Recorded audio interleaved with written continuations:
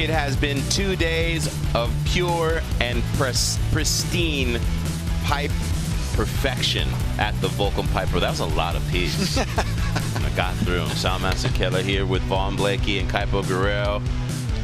Welcome, Kaipo. Your thoughts as you just sit here and begin to decompress from the day. I like the level of performances going up as we expect as we get further through the seeding rounds. I like the new blood. I like the teenagers coming up. And I also like the use of helmets. I actually like to see more helmets at Pipeline, and it's been evident this year.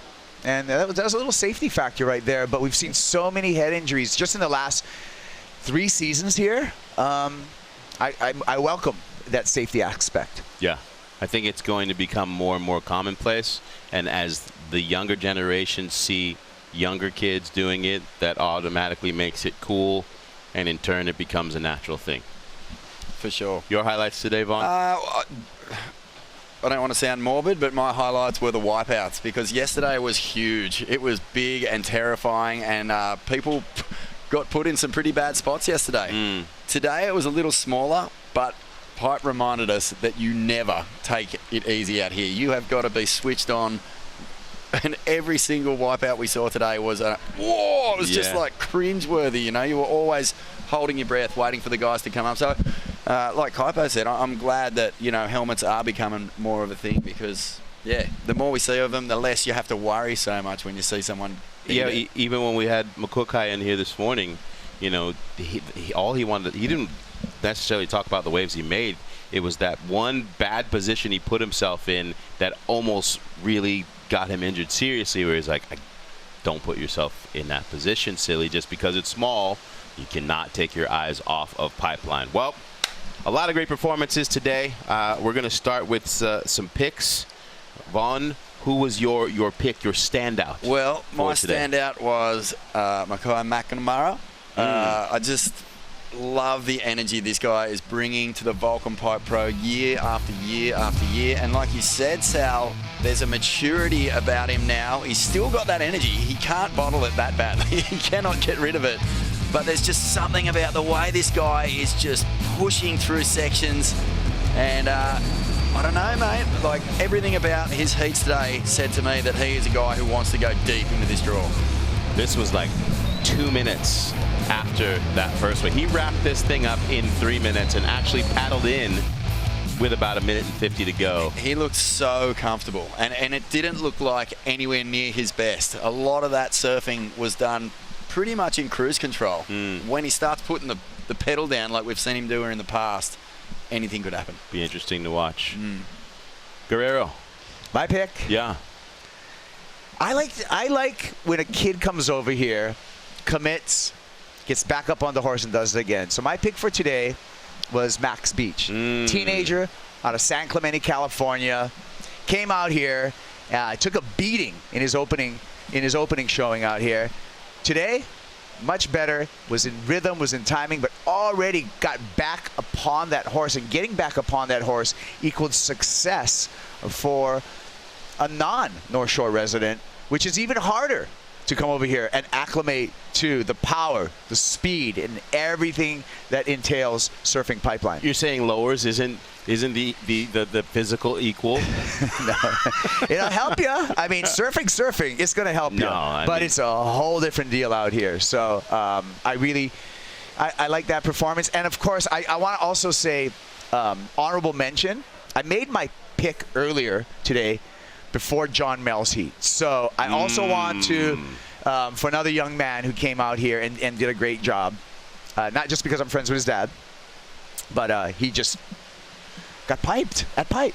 I feel like both those guys are perfect examples of go out, learn fast, learn hard, adapt, and get better really quickly. John Mel's progression since last year even is just a world apart. Yeah, so I had 2 picks. Yeah, the strong picks too, and those are the kind of performances that make all the boys take notice, and they're like, oh, okay, you're coming over with a little bit of the force.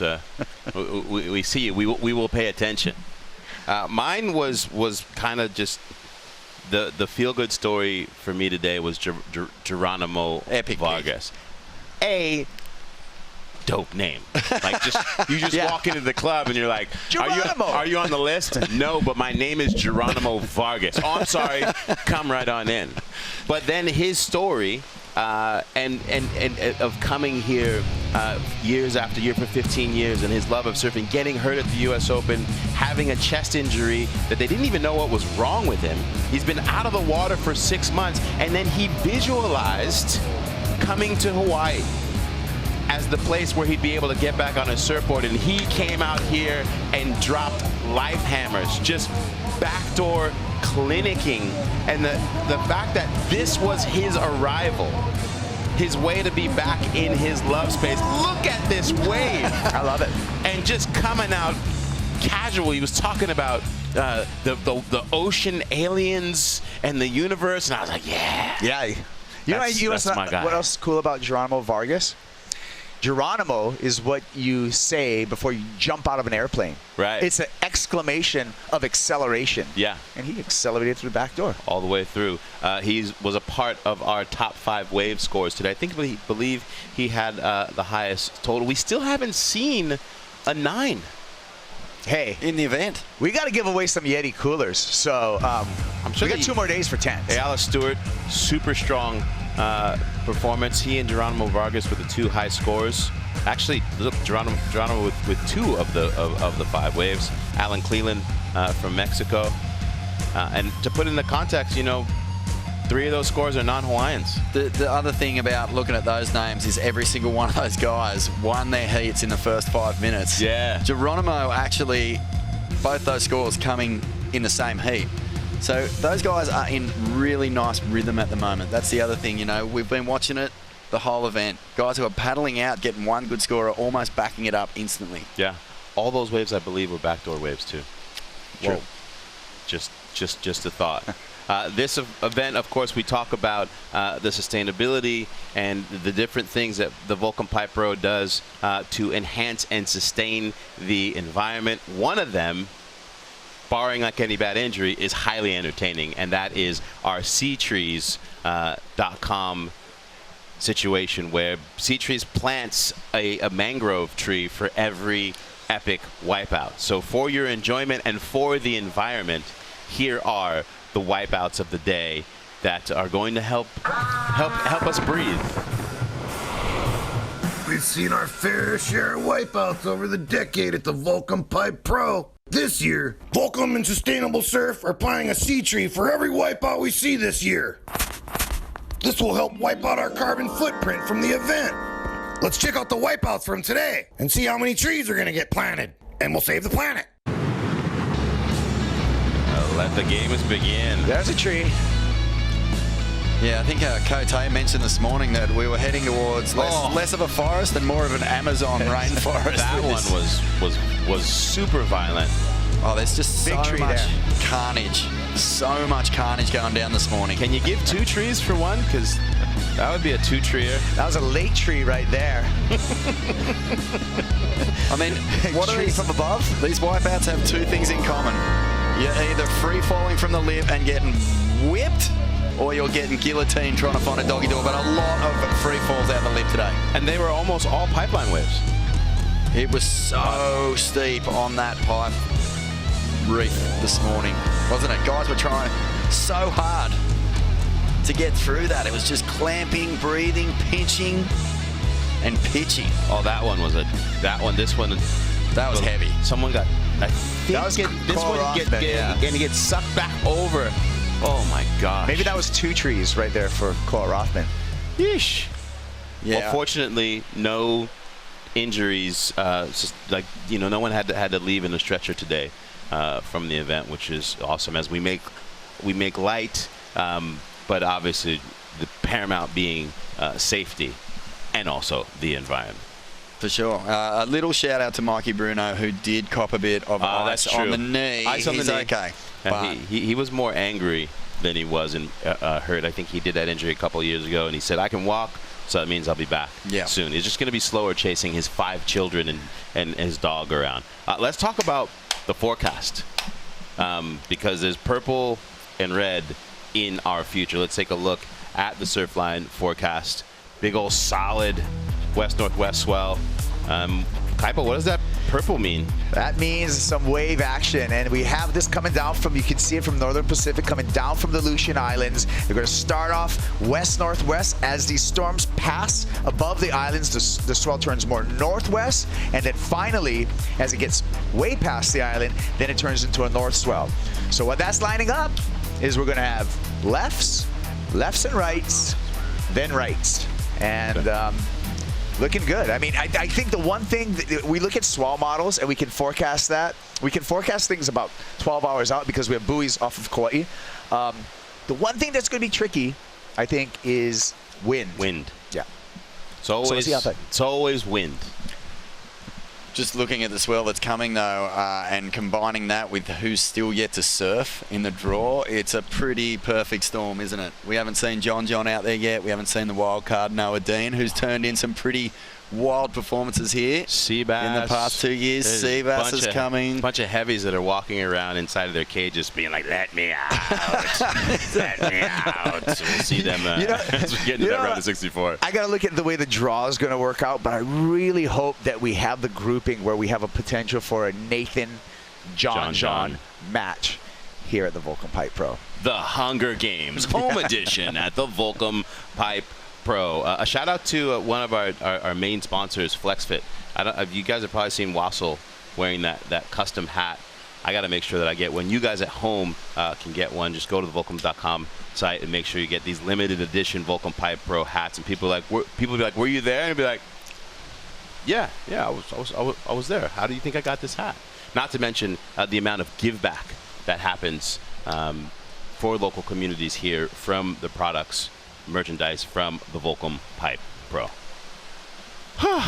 What a day. Yeah, huge one. Huge day. Big wipeouts, big barrels. The Volcom Pipe Pro round 2, 3 in the bag. I think we're starting to head into some pretty exciting territory with the swell picking up. Big names coming.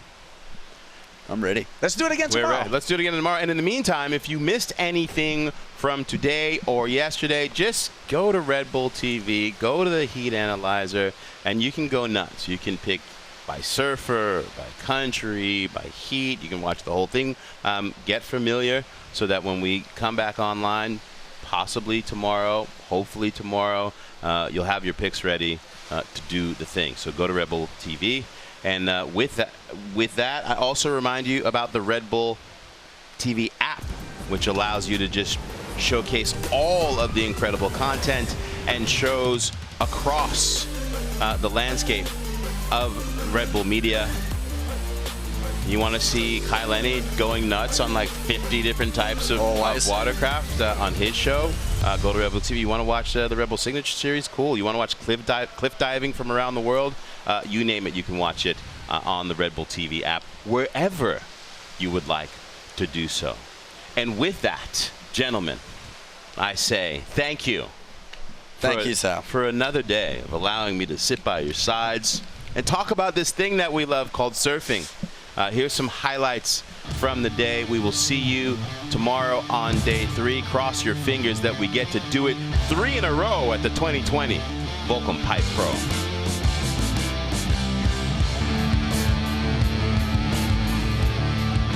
Day 2 of the 2020 Volcom Pipe Pro. Everyone's fired up. You can feel the electricity. It is postcard perfect perfection out here at Pipeline.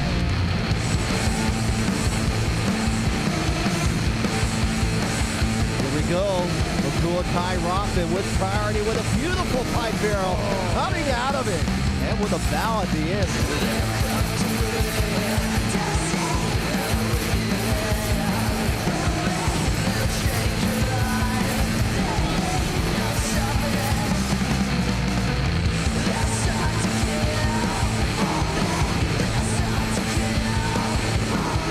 Volcom Pipe Pro Last Chance Qualifier. Not just big night, legendary night.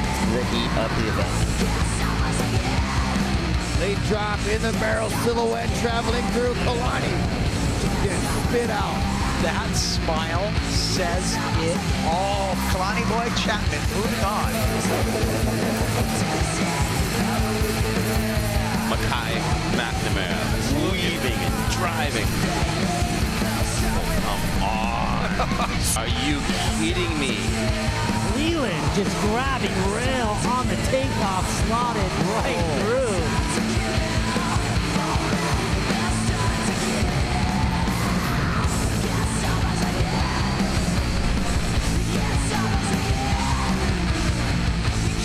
Locking in, grabbing rail, and spat out. Max Beach on the forehand at Pipeline, pulling in, coming out of that one. Well, let's see Geronimo pulling straight in that back door, driving through, finds a clean exit. Vargas looking back door again on a bomb. Here he goes, pulling straight in, driving through, disappearing. Can he come out? He does. Here goes Tanner Hendrickson in the barrel, traveling, and he's coming out.